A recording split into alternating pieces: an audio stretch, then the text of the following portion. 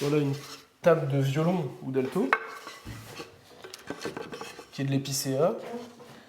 Et ces deux pièces-là qui correspondent à des rayons de l'arbre où le cœur était ici et l'écorce ici. Le scieur de bois les a coupés sur quartier comme ceci. Et donc moi, j'achète ces planches-là qui sont parfaitement débitées et adaptées à faire une table d'instruments. Je les assemble et dans cette planche, je vais venir découper la forme de mon instrument et sculpter la voûte extérieure, puis retourner et creuser à l'intérieur pour créer une plaque qui va venir vibrer et faire du son, et amplifier le son. On cherche à avoir un son qui est à la fois puissant et en même temps d'un timbre agréable, chaleureux. Voilà, il y a une variété de sons infinie, mais on cherche à obtenir des qualités acoustiques, en tout cas les plus abouties possibles, quoi. Je sculpte la voûte du fond de cet alto là.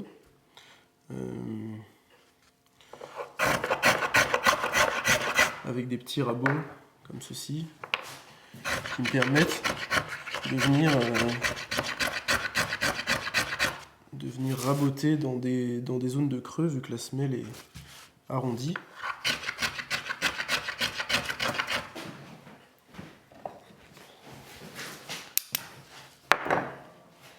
Je règle un peu la profondeur de la lame, la profondeur de coupe.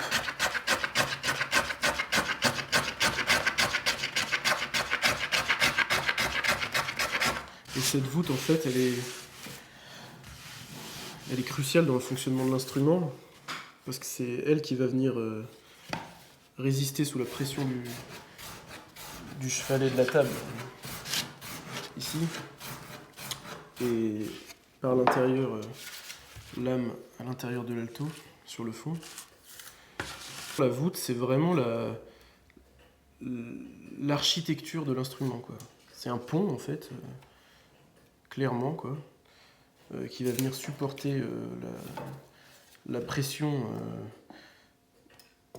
exercée par les cordes, en fait, qui sont tendues sur le chevalet.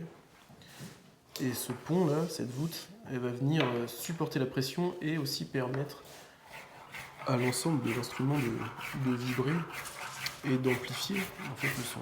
Parce qu'on cherche à ce que l'instrument soit un amplificateur.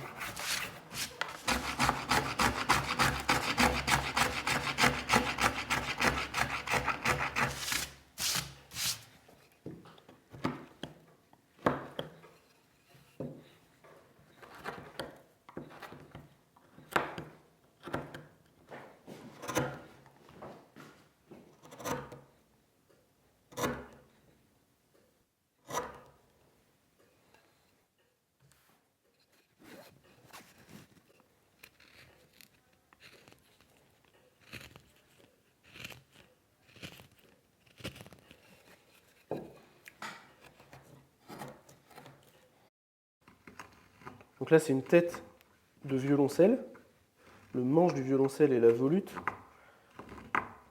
Et là, après avoir sculpté la volute ici, je suis en train de creuser la mortaise à l'intérieur, qui permettra donc, quand les chevilles seront insérées dans les trous, cet espace permet aux cordes en fait, de venir jusqu'au scié ici et d'être tendues en fait, sur l'instrument.